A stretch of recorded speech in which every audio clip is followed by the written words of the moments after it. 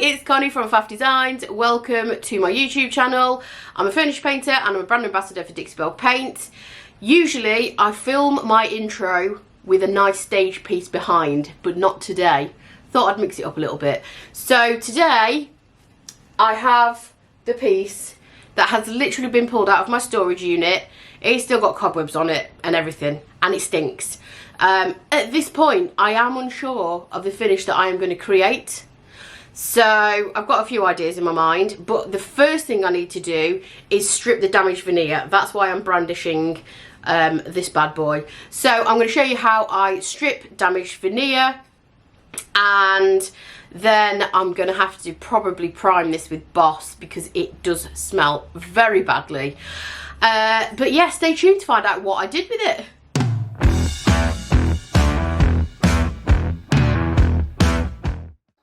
Okay, so as I mentioned in my intro, this piece had damaged veneer on the top and a little bit on the drawer fronts as well, but I thought I could get away with that. So the top actually was very easy to remove, the veneer. I just took a large sharp scraper and basically just sliced it underneath the veneer, and it came off really, really easily. So all veneer is a very, very thin slice of wood that has been glued over the top of another piece of wood usually.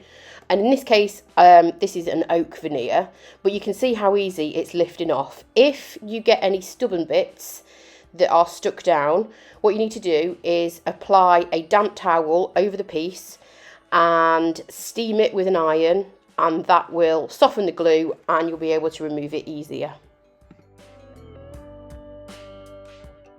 Once the top had been stripped, I cleaned the rest. I thought I'd got away with it. I thought the rest I would be able to just fill the odd little bits of damage here and there. So I gave it a good clean all over. It was absolutely filthy, and with this being oak veneer, it is very, very likely to bleed through, and you can get telltale signs that that's going to happen when you are cleaning your piece, because it can turn your cleaning water quite sort of orangey brown. So if that's happening, if you've done a couple of passes with cleaner, it's likely that you're going to encounter bleed through on your piece of furniture.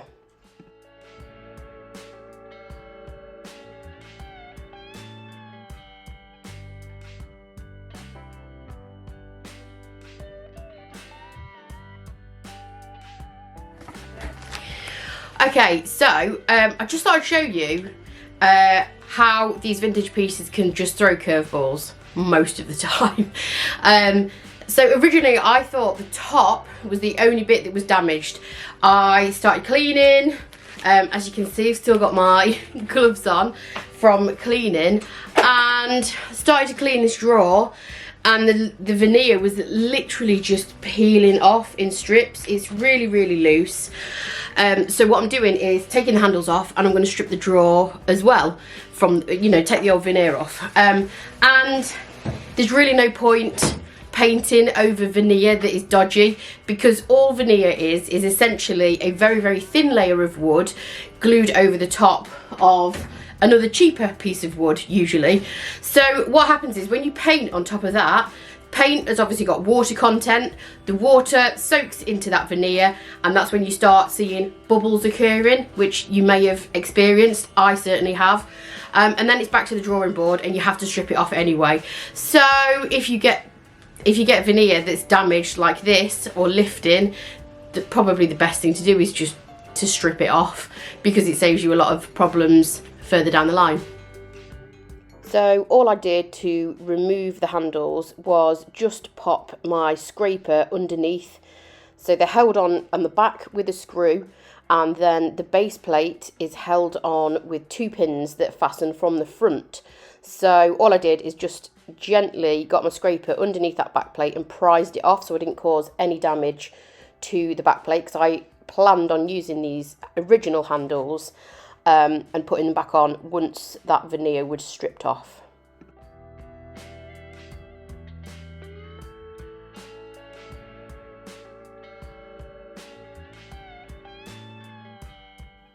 So whilst the handles were off, I sanded the drawer that I had taken the veneer off.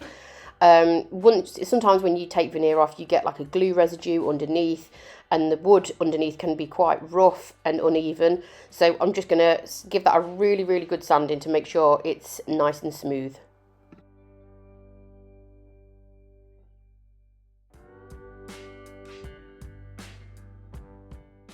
And the rest of the piece just had a scuff sand. So all the areas that the veneer was okay and sound, I just gave a really, really quick scuff sand to those.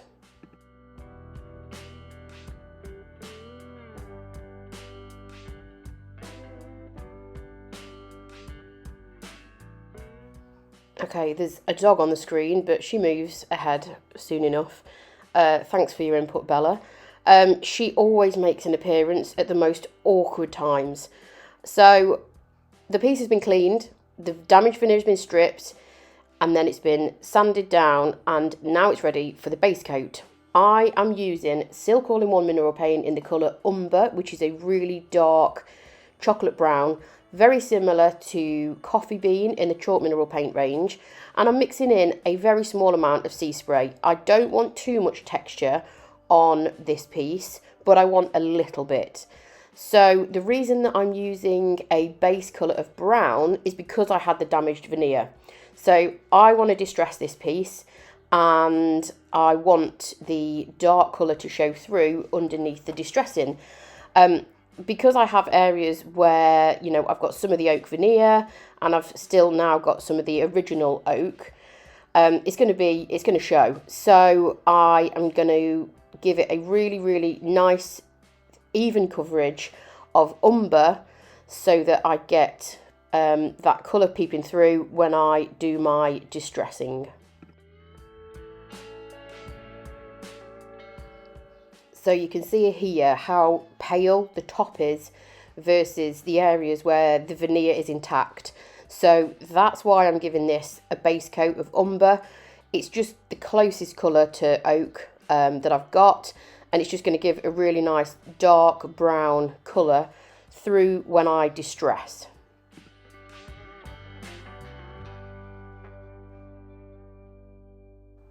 I'm applying the umber with a premium chip brush, and I'm using a pouncing motion or stippling motion.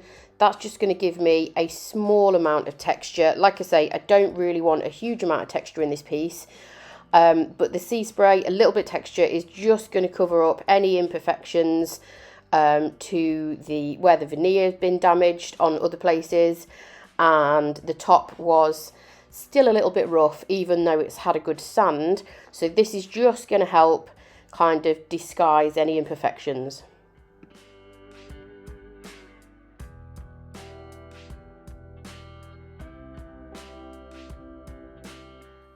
The other reason silk makes a really, really good base coat is because it has Boss built into the coat. So Boss is Dixie Belle's stain blocking primer, and it has the equivalent of, when you apply one coat of silk, it has the equivalent of one coat of Boss applied to it. So it's got that built into the paint.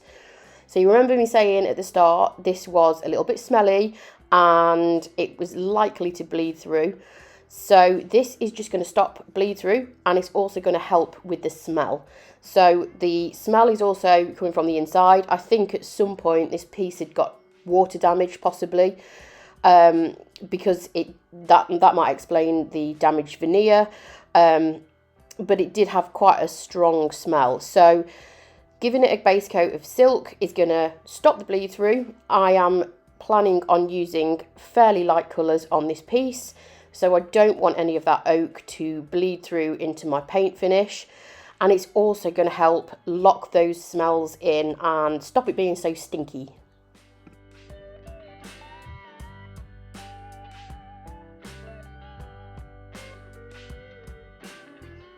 Okay, so the base coat is dry. You need to leave about between 2 to 4 hours before you recoat silk.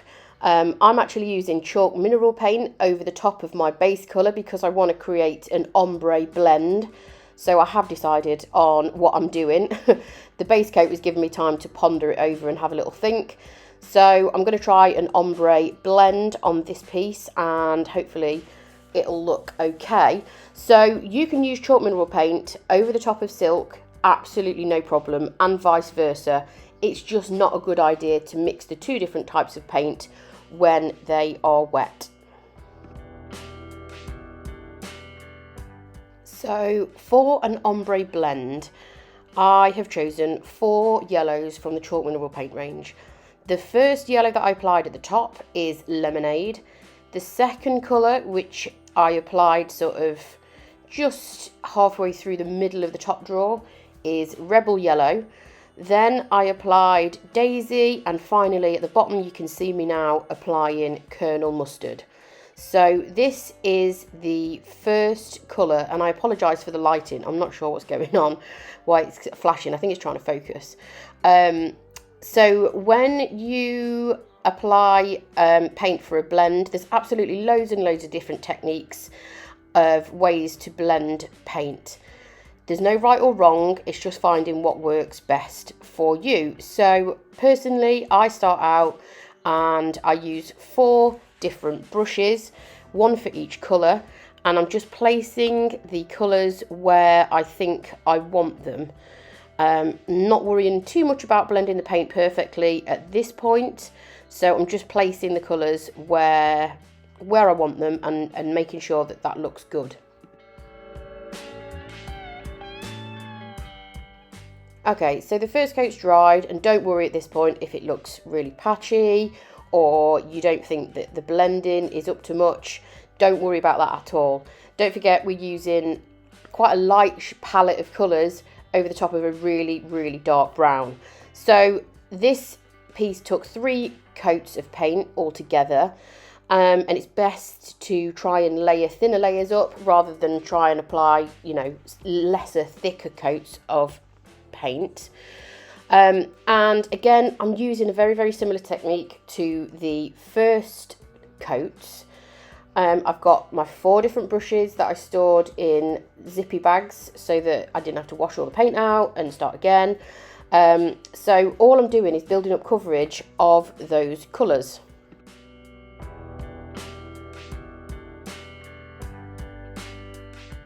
So the first colour is easy, that just goes down the top and then sort of goes about halfway down the first drawer, and that colour is Lemonade, which is a really pretty pale yellow. The second colour, you can see me now, is I'm just working it into all the carved details, and that colour is Rebel Yellow, so that's slightly more yellow, nice creamy yellow. And I'm using my water spritzer to keep the paint sort of open and allows me to blend the paint. Once it starts to dry, you'll feel your brush dragging on the surface, and I actually use quite a lot of water to blend because I just find it easier. I know some people use a tiny amount. Again, there is no right or wrong way. Chalk mineral paint reacts really, really well with water. I don't want obviously this kind of dripping down my piece, but I want a nice sort of smoky blend. So again, I'm just building the coverage up here of Daisy, which is the 3rd colour on my blend. And the way that I blend, I don't like a too sort of perfectly finished blend. I kind of like a little bit of a smoky blend, a little bit of texture in there. So I'm not too precious about those colours blending seamlessly. So this is just my preferred way of blending. It suits my style, but like I say, it is down to personal preference.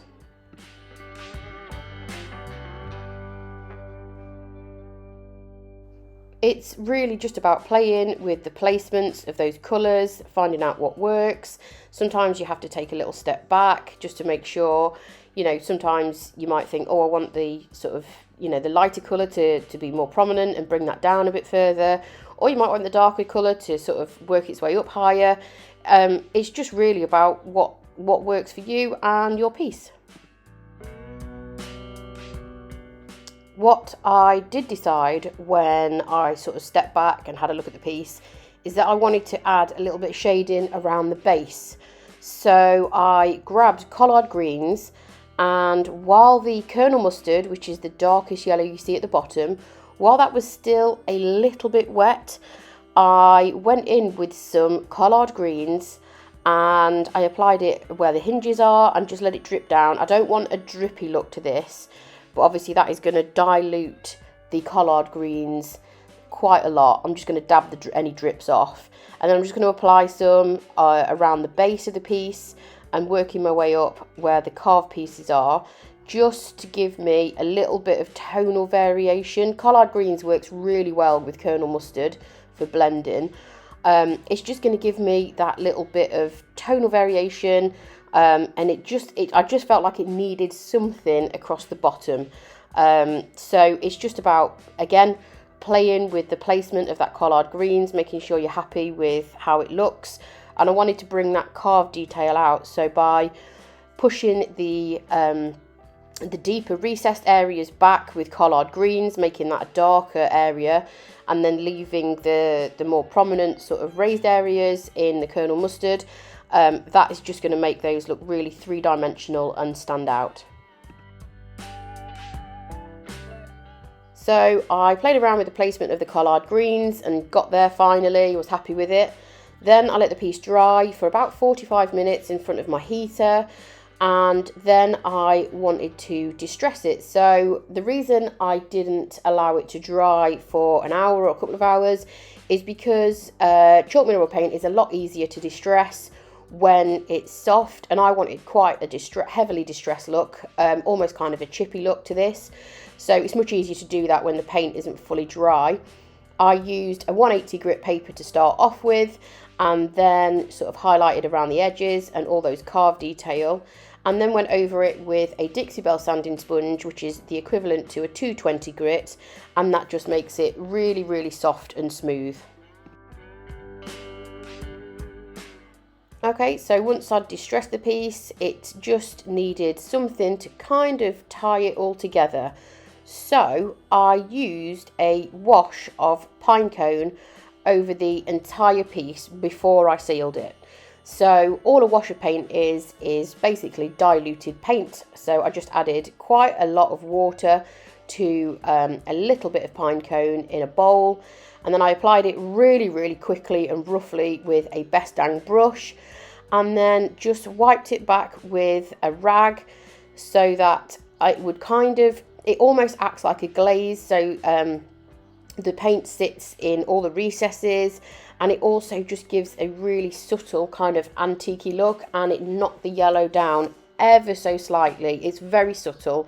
If you wanted a deeper brown, you could use coffee bean or chocolate or any of the other browns, but I just wanted pine cone for a very, very subtle sort of antique-y look.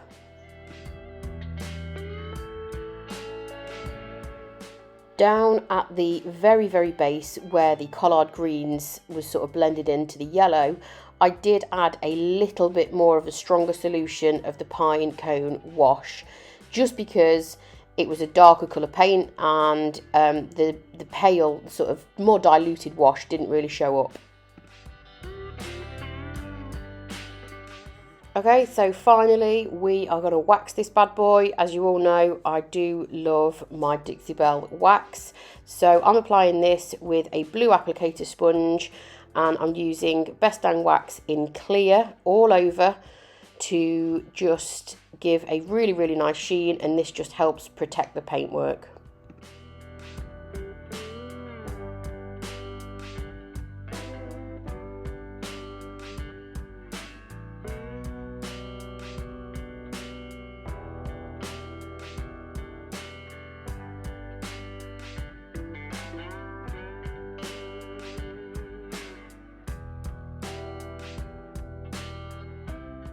So I buffed out the clear wax after about 20 minutes, and then I applied Best Dang wax in brown with a premium chip brush in the recessed areas and around the drawer edges, just to create a little bit of shade, and it also just adds to that whole kind of antique-y, kind of grungy look, and it just makes the piece a little bit more three-dimensional.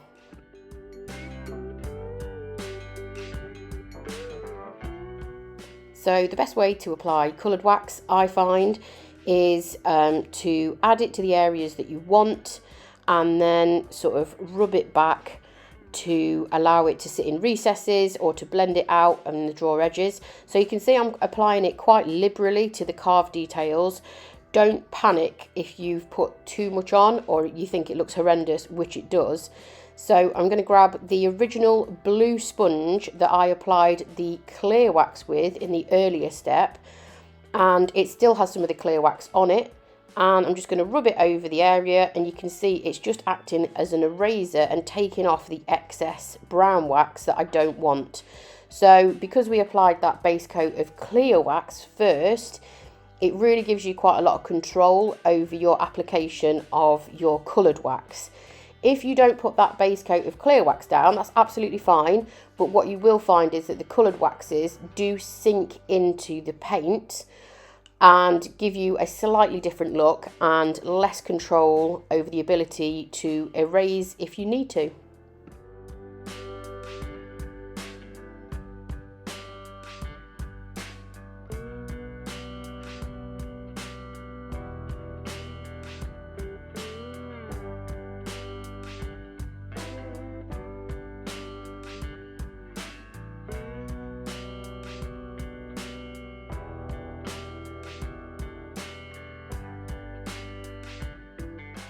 And there we go. So you can see the deeper colours at the bottom there, and then the more sort of pale colours at the top with that wax shading around the drawer edges.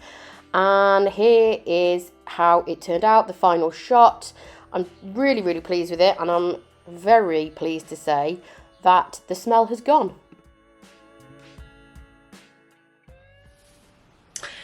So there we go. Hopefully you like the finished piece. As always, if you have any questions, drop those in the comments below.